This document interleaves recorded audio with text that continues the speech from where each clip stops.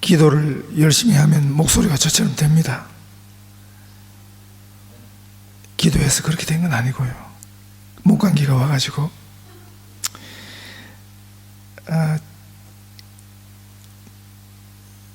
임 목사님한테 설교를 부탁할까 이렇게 생각도 했는데 너무 좀 긴박해가지고 제가 찬찬히 해볼 테니까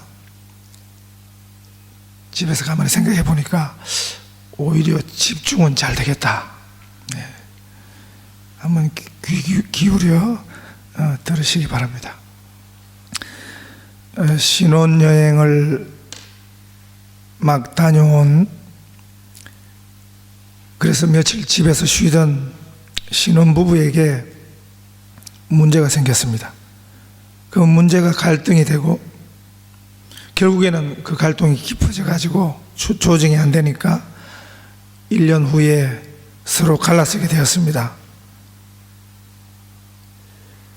그 시작은 굉장히 사소한 것이었는데 신부가 신랑을 위해 가지고 감자를 삶아서 내어왔거든요. 김이 모락모락 나는 먹음직스러운 감자와 그 옆에 작은 종지에 소금을 담아서 내왔습니다. 그걸 보고 신랑이 자기는 고추장이 있어야 된다. 그래서 고추장을 가져오라. 그렇게 이야기했습니다. 어디서 감자를 고추장에 찍어 먹는지는 모르지만 신기하기는 신기하지요. 신부가 그냥 고추장 갖다 줬으면 되는데 시비를 걸었습니다. 충분히 웃고 넘길 수 있는 상황이지만 아니 세상에 감자를 고추장에 찍어 먹는 데가 어디 있어요? 일이 커졌죠. 세상이라고 했으니까. 그 말을 듣고 신랑이 비위가 확 상했습니다.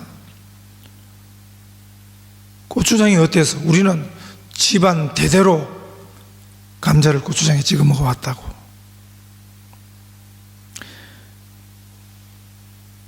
버럭하는 소리를 듣고 신부도 마음이 상했습니다. 당신 집안은 참 웃기는 집안이네요. 집안을 걸고 넘어졌습니다. 자기들끼리 싸우고 끝냈으면 되었을 걸 그날 저녁에는 양가 부모에게 그 상황을 일러 바치게 되고, 그러니까 개인과 개인 싸움, 남편과 아내 싸움을 넘어서 집안 싸움이 되었습니다. 야, 그 집안 참 웃긴다. 어떻게 감자를 고추장에 찍어 먹노? 그 집은 어떻게 감자를 소금에다 찍어 먹노? 너무 사소한 건데 나중에는 이 갈등이 돌이킬 수 없게 되고요. 원래 이혼 신청한다 그래서 바로 받아주는 건 아니고 숙려 기간이 있습니다. 그 숙려 기간이 다 끝나가도 안 될 때 그 조정관 앞에서 조정관이 마지막이지 안 되겠다 당신들은, 마지막 도장을 찍는 그 조정관이 그간의 사정을 들어보고는 이미 돌이킬 수 없은 그 안타까움을 가지고 이 실제 있었던 이야기를 신문에 낸 것입니다. 제가 이 이야기를 설교할 때 몇 번 했는데요, 어떤 분은 설교 끝나고 저한테 와가지고 자기네는 감자를 간장에 찍어 먹는다대요. 어떤 분은 와서 자기 집은 된장에다 찍어 먹는다. 저도 그런 소리 듣고 하마터면 참 웃기는 집안이네요 할 뻔했습니다. 이런 사소한 문제 가지고도 싸울 수 있는데요, 함께 거하는 사람의 수가 둘이 아니고 그 이상이라면 얼마나 많은 다툼이 있겠습니까? 이 세상 어느 모임 가운데 사람들이 모이는 곳에는 항상 다툼이 있습니다. 갈등이 있고요. 부부뿐만이 아니고요, 형제 자매 간에도, 가족 간에도, 친인척, 무슨 사회적인 모임들이 많지 않습니까? 꼭 뭐 총칼 들이들고 싸워야 전쟁이 아니고요, 보이지 않는 전쟁이 우리 모임들 곳곳에 일어나고 있는 것입니다. 교회도 다르지 않습니다. 우리 예수님의 몸된 교회지만 여러 사람들이 함께 있는 공동체이기 때문에 얼마든지 그 안에 갈등이 있을 수 있고 다툼이 있을 수 있습니다. 오히려 사람들이 모인 곳에 싸움이 있는 것이 당연할 수 있습니다. 그러나 교회 안에서 성도들 간의 다툼은 교회 바깥에서 봐도 그렇고 성경적으로도 그건 정상적인 것은 아닌 것입니다. 많은 사람들이 모였는데 다툼이 없으면 그건 거짓말이지만, 그러나 그것이 싸우고 다투는 것이 세상에서는 막 다반사일지라도 교회에서는 그것은 옳지 않은 것입니다. 일어나지 않을 수가 없지만 일어나는 것이 교회 안에서는 옳지 않은 것입니다. 그것이 교회의 기준이 다른 것이거든요. 교회됨이 세상의 어떤 공동체와는 다른 것이거든요. 그것이 사실 교회의 차별성입니다. 세상의 어떤 기관과 다른 차별성인 것입니다. 우리가 교회에서 갈등을 완전히 하지 말자, 그거는 불가능합니다. 갈등은 일어나는 것입니다. 그러나 일어난 갈등을 잘 극복하는 비결이 있습니다. 일어난 갈등을 잘 해소하는 비결이 있습니다. 아주 간단한데요, 말씀 하나에 순종하면 됩니다. 빌립보서 2장 3절 말씀에 아무 일이든지 다툼이나 허영으로 하지 말고 오직 겸손한 마음으로 각각 자기보다 남을 낮게 여기고, 자기보다 남을 낮게 여기라 하는 이 말씀에 순종하면 되는 것입니다. 자기는 소금에 감자를 찍어 먹는데 간장에 감자 찍어 먹는 사람을 만나면 웃기는 사람들이네, 그러지 마시고 정말 좋은 풍습이네요, 저도 그래 한번 해보겠습니다. 네. 저도 처음에는 누가, 죄송합니다, 혹시 여기 계실 줄 모르니까, 누가 감자를 고추장에 찍어 먹는가 이해가 안 되었습니다. 저희 집은 소금도 아니에요, 고추장은 더더욱 아니고요, 간장도 우리 집은 아닙니다. 우리 집은 설탕에 찍어 먹습니다. 그런데 저도 고추장에 감자를 찍어 먹어 봤습니다. 그런 대로 괜찮더라고요.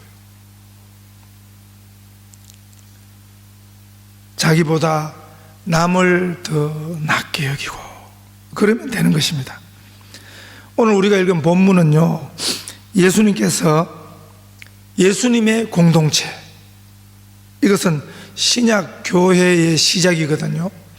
물론 우리가 교회는 언제부터 시작되었는가? 에덴 동산부터 시작되었다, 그렇게 말할 수도 있습니다. 성령 충만한 서대반 집사가 나가서 전도하다가 이제 돌 맞아 죽는데 성령이 충만해서 서대반 집사가 설교했습니다.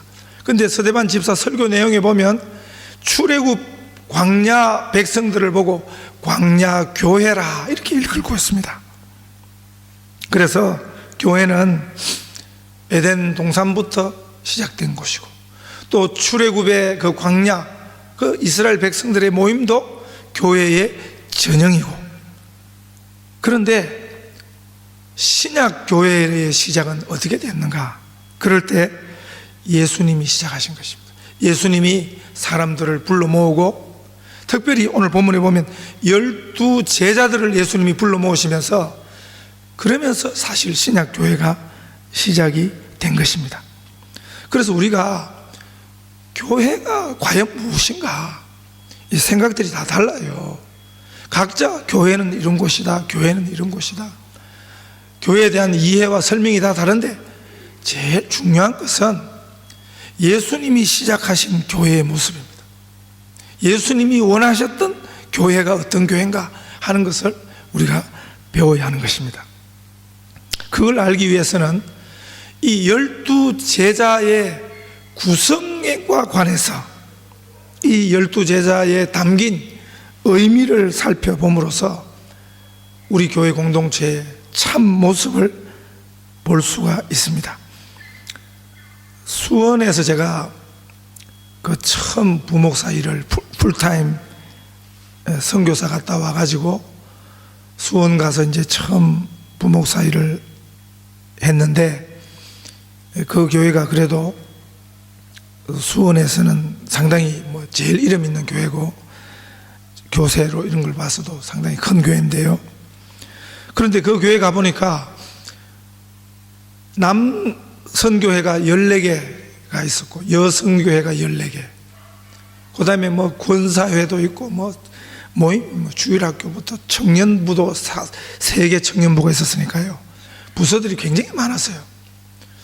그런데 그 교회에 있다 보니까 부서는 아닌 것 같은데 이상한 모임이 하나 있어요. 그게 뭐냐면 하늘회라는 모임이 있더라고요. 물 좀 마시면서 하겠습니다. 죄송합니다.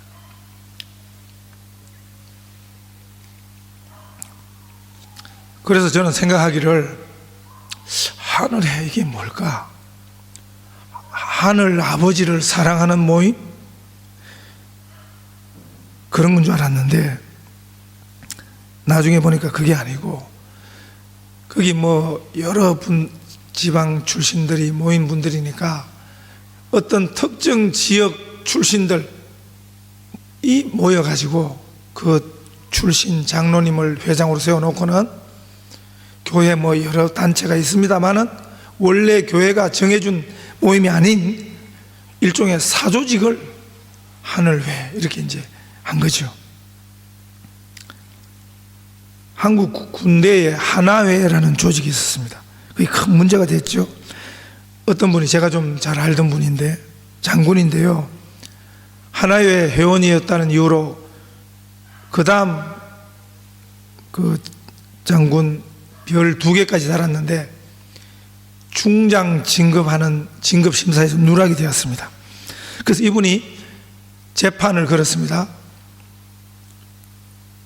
부당하다, 자기가 하나회 소속이라는 것 때문에 진급이 안 되는 것은 부당하다, 이렇게 이제 소송을 걸었더니 결과가 뭐냐면 소송이 졌습니다. 군에서는 그런 사조직이 마땅히 없어져야 한다는, 그런 사조직의 일원이었다는 것 자체가 고위 장성이 되는 자격으로 부자격이 없다 하고 결론을 내고 그분이 소송에서 지게 되었다는 기사를 제가 봤습니다. 군대에서도 사조직을 용납하지 않는데 예수 그리스도의 교회 안에서는요, 더군다나 사조직은 말도 안 되는 것입니다. 그 수원 그 교회 하늘회라는 것을 조직했던 분들, 교회를 잘 몰라서 그런 것입니다. 예수 그리스도의 몸된 교회를 지독히 오해한 것입니다. 그런 것은 반성경적인 것입니다. 교회의 모습은 어떠해야 하는가? 여기 오늘 첫 번 공동체의 모습 속에서 발견할 수 있습니다. 본문에 보시면 12절에 이때 예수께서 기도하시러 산으로 가사 밤이 맞도록 하나님께 기도하시고, 예수님이 12제자 부르기 전에 기도하신 모습이 기록되고 있습니다. 예수님이 기도하셨다는 이 말씀은 복음서에 많이 나와요. 예수님이 기도하러 가셨다, 예수님이 기도하셨다 하는 내용은 복음서에 여러 번 나타나지만 밤이 맞도록 기도하셨다 하는 내용은 여기 한 번 나옵니다. 물론 예수님 밤새 기도하신 장면은 나와요. 특별히 십자가 전날 밤에 겟세마네 동산에서 예수님이 밤새 기도하신 장면은 나오지만 성경의 표현으로 밤이 맞도록 기도하셨다 하는 것은 여기 오늘 본문에 한 번밖에 안 나온다고요. 그건 뭘 보여줍니까? 예수님이 밤이 맞도록 기도하셨다. 그리고 나서 하신 일이 뭡니까? 12제자를 부르셨거든요. 예수님에게 있어서 이 12제자를 구성하는 것이 얼마나 중요했던가를 알게 해주는 거죠. 예수님께서는 왜 10명도 아니고 14명도 아니고 20명도 아니고 12명으로 제자단을 구성하셨을까요? 13절 말씀 보면 예수님이 많은 제자들 가운데, 그러면 그 당시 예수님 제자가 12밖에 없었느냐? 그렇지 않습니다. 성경 읽어보면 70문도 70인 전도대를 두 사람씩 짝을 지어서 예수님이 전도대를 보낼 때 그때는 70명이 있었고요. 그 다음에 사도행전에 보면 120문도 120명의 제자들이 또 있었죠. 그러니까 예수님의 제자들은 12명만 있었던 게 아니에요.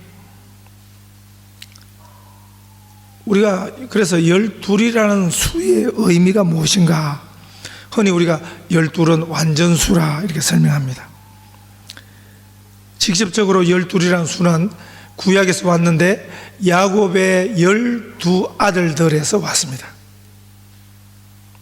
만약에요, 야곱의 아들이 10명이었으면 예수님도 10명을 뽑았을 것입니다. 만약에 야곱의 아들이 15명이었다면 예수님도 15명을 뽑았을 것입니다. 야곱의 아들들이 중요한 게 아니고요, 그 야곱의 12아들이 의미하는 바가 중요했습니다. 야곱의 12아들은 이스라엘의 조상입니다. 거기서 이스라엘 12지파가 나오거든요. 그래서 야곱의 12아들은 뭘 상징하냐면 구약에서 하나님의 백성의 대표를 상징합니다. 그런데 신약에서는 예수님께서는 예수님 자신이 12제자를 불러 모으신 것입니다. 이 12제자는 그래서 하나님의 새 백성을 대표합니다. 구약은 전부 그림자예요. 구약은 전부 모형이에요. 예수님이 실체입니다.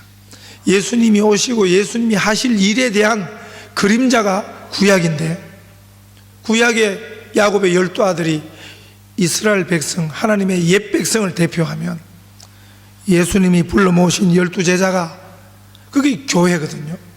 하나님의 새 백성을 대표하는 그 의미가 있는 것입니다.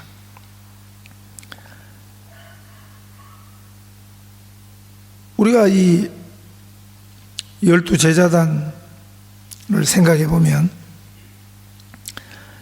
이 12제자들의 면모를 살펴보면 우리 교회가 어떠해야 되는가 이걸 바르게 이해할 수 있는데, 본문 14절부터 16절까지 서술되고 있는 그 12제자단 구성을 보시면 그 구성에서 독특한 점을 발견할 수 있습니다. 먼저 쉽게 생각할 수 있는 것은 12명이 전부 남자들이죠. 그렇죠?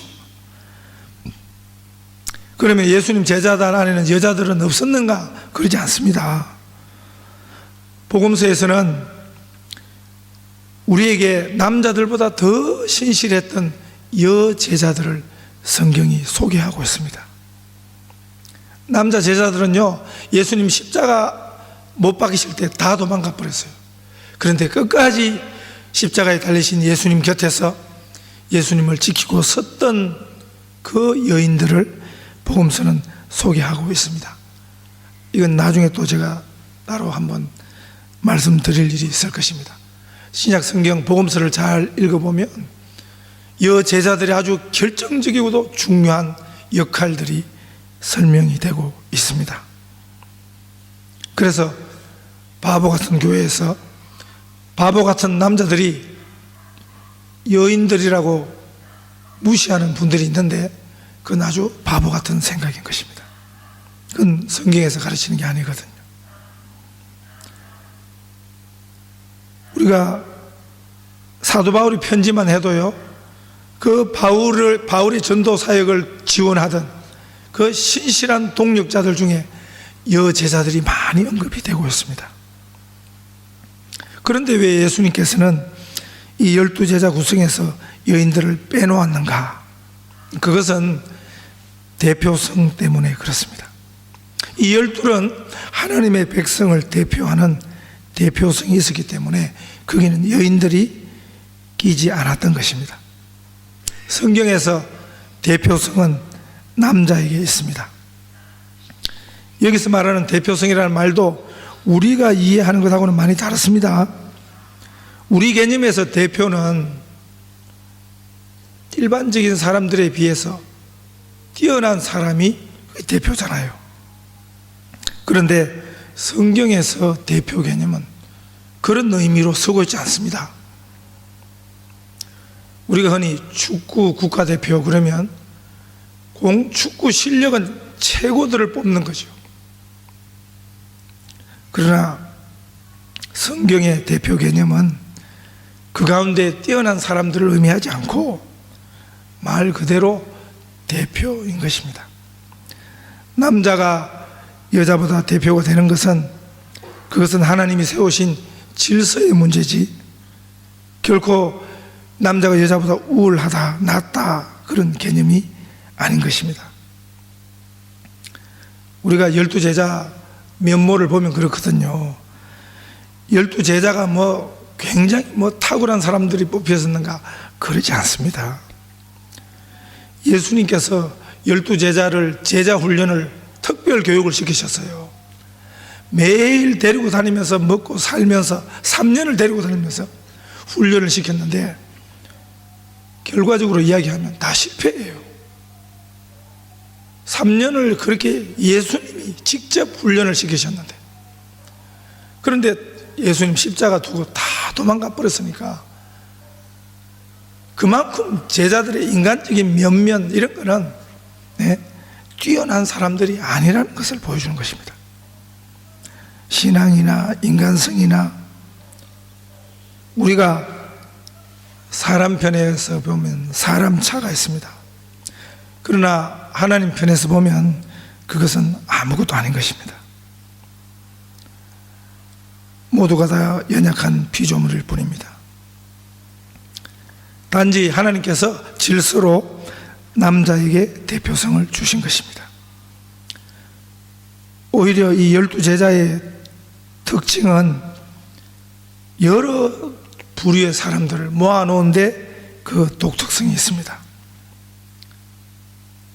이 12제자를 한 사람 한 사람 뜯어서 보면 이 사람들을 한데 묶을 수 있는 게 사실은 남자라는 것 말고는 없어요.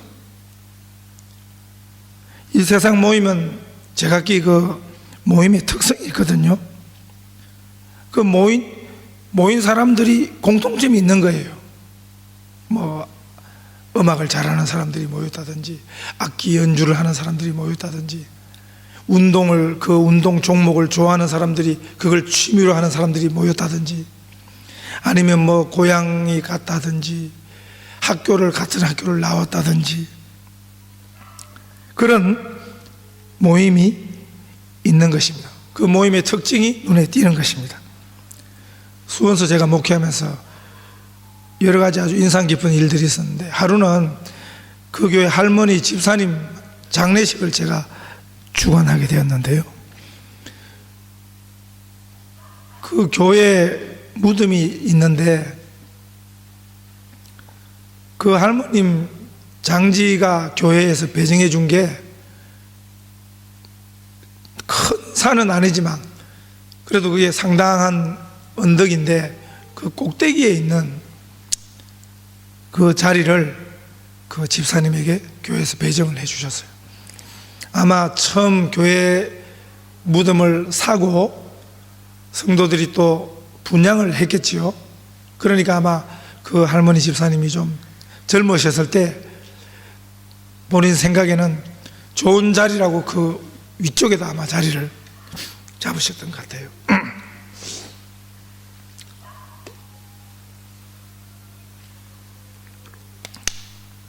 그런데 그날 장례식 날 비가 무지하게 왔습니다.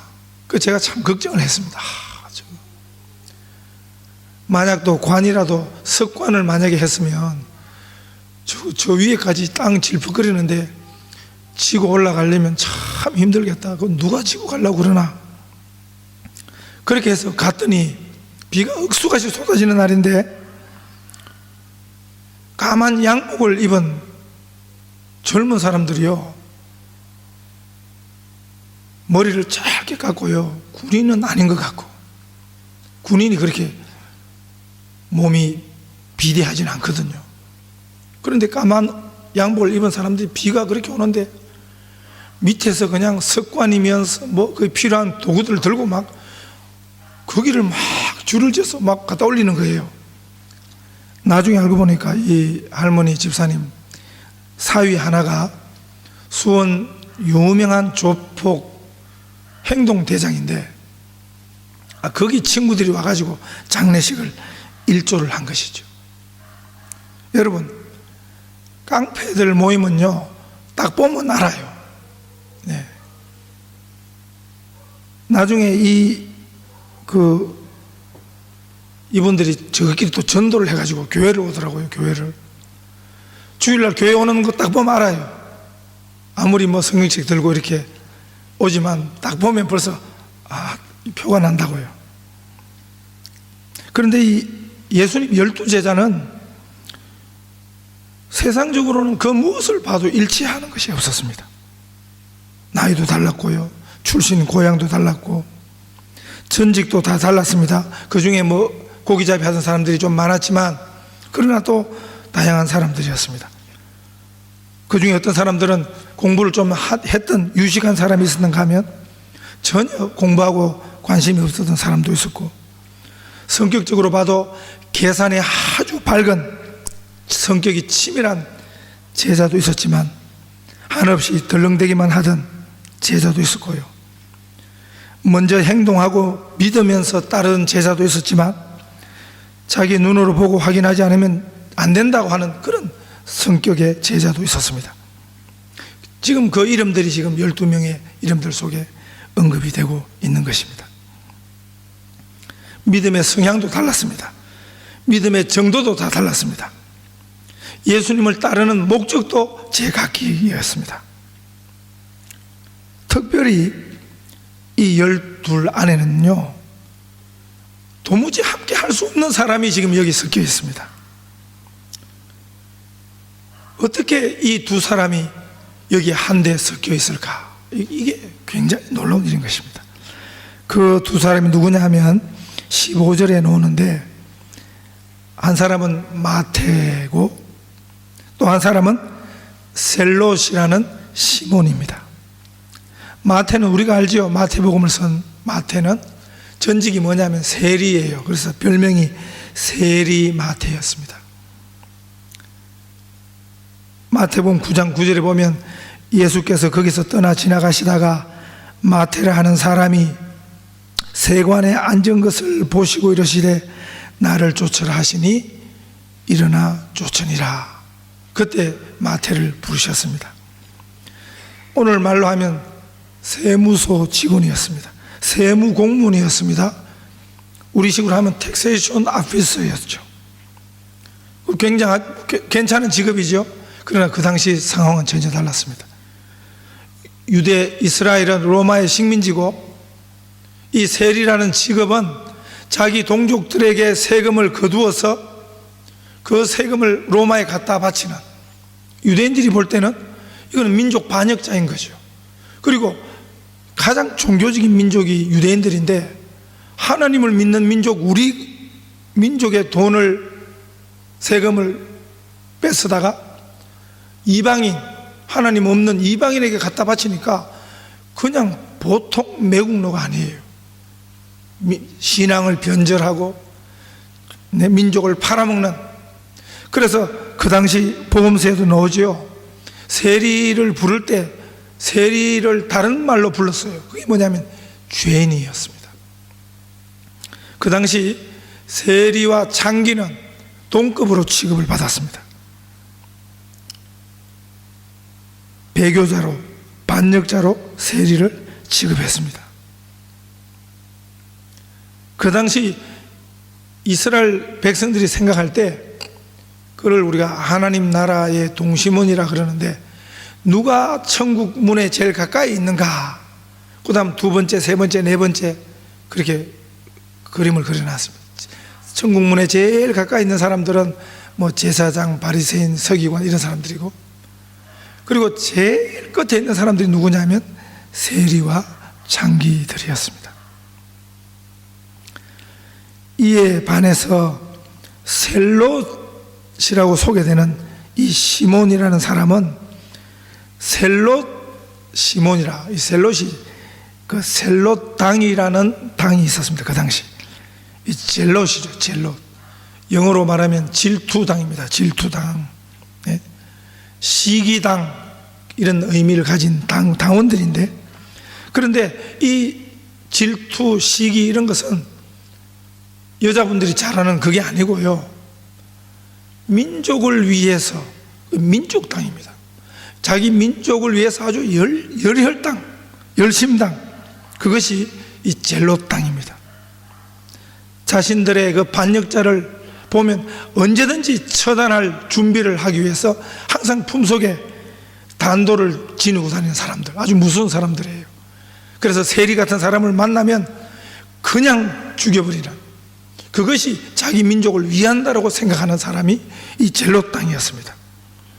그런데 이 젤롯 땅의 일원인 시몬이 12명밖에 안 되는 12명으로 구성된, 거기 마태 세리와 함께 예수님의 한 제자가 되어 있었던 것입니다.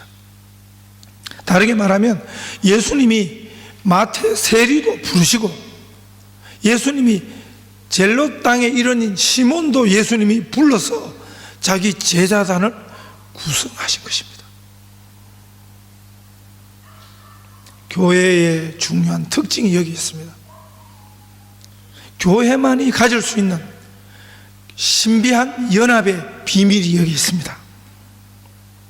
예수님 때문에 하나가 되는 사람들입니다. 예수님이 아니면 그들이 하나가 되는 이유가 하나도 없는 것입니다. 우리도 사실은 그랬습니다.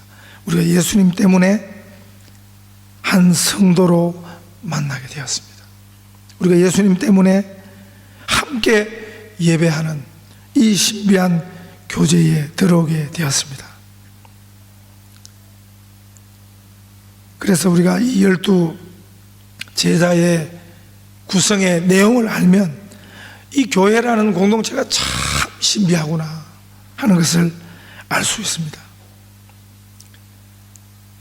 우리 그 교회 모임, 한국 교회에서는 저도 학생 시절에 선교단체에서 훈련받은 사람입니다만은 선교단체가 있어요. 선교단체. 선교단체를 영어로 파라처치라고 합니다. 파라처치. 우리가 좀 어렵게 말하면 병행교회, 그런데 병행교회. 선교단체를 가면 주로 이제 젊은 층들이 대학생 전도단체, 뭐 직장인 전도단체, 그 맞게 모인 거죠. 근데 그거는 교회가 아니에요. 지역교회하고는 달라요. 모임은 훨씬 그 모임이 뜨겁습니다. 훨씬 그 모임이 재미납니다. 그 모임이 활력이 넘쳐요. 헌신도도 있고, 네. 그런데 교회하고는 다릅니다. 그것도 물론 교회의 종류이긴 하지만, 그러나 지역교회하고는 다릅니다. 왜냐하면 우리는요, 교회 안에도 마찬가지죠. 우리도 우리 젊은 친구들이 있고 주일학교 있고 좀 나이 드신 분들도 있고 있지만, 비슷한 또래끼리 모이면 더 좋아요. 그러나 여러분, 교회의 본질은 그게 아닙니다. 교회에서 가장 중요한 모임은 바로 이 예배입니다. 여기는 누가 애들은 가라 그러면 안 돼요. 절대 교회에서는 애들은 가라 그러면 안 된다고요. 애들이고 어른이고, 네? 그 그래서 처음 교회 온 분들 헷갈리는 거죠. 자기 아내 전도받고 교회 왔는데 아내가 하나님 아버지 그러니까 자기는 하나님 장인어른 그렇게 했다는데, 여러분, 교회가 특별한 모임입니다. 할아버지도 손주도 함께 하나님 아버지 하고 고백하는 곳입니다. 사실 그래서 이 예수님의 교회의 가장 본질을 담고 있는 것이 우리 예배예요. 네, 절대 예배에 애들 시끄럽다고 산만하다고 애들 가라고 그러면 안 된다고요. 오늘 한국 교회가 바보 같은 교회들이 그런 교회가 많아요. 예배 분위기 좋게 한다고 애들 못 들어오게 하고요. 네, 옳지 않습니다, 여러분. 이곳에서 우리가 함께 예배하는 것, 이것이 정말 교회 연합의, 교회 모임의 신비인 것입니다. 교회는 누구도 올 수 있는 곳입니다. 우리 집은요, 기분 나쁜 사람 오게 할 필요가 없어요. 당신은 오지 마. 네? 그럴 수 있는 거죠. 어디 놀러 갈 때는 다 부를 필요 없어요. 노는데 방해되는 사람은 그냥 두고 가세요. 네. 그러나 교회는 그렇지 않습니다. 교회는 아무나 다 오는 곳입니다. 제가 이민교회 와서 목회하면서 이민교회 안에 그 사람 우리 교회면 나는 우리 교회 안 나와 그런 분들이 있더라고요. 정말 바보 같은 소리입니다. 그리고 굉장히 무서운 소리입니다. 그 사람 이 교회 오면 나는 이 교회 안 나와. 그 말은 자신이 하나님의 교회를 떠나겠다는 소리입니다.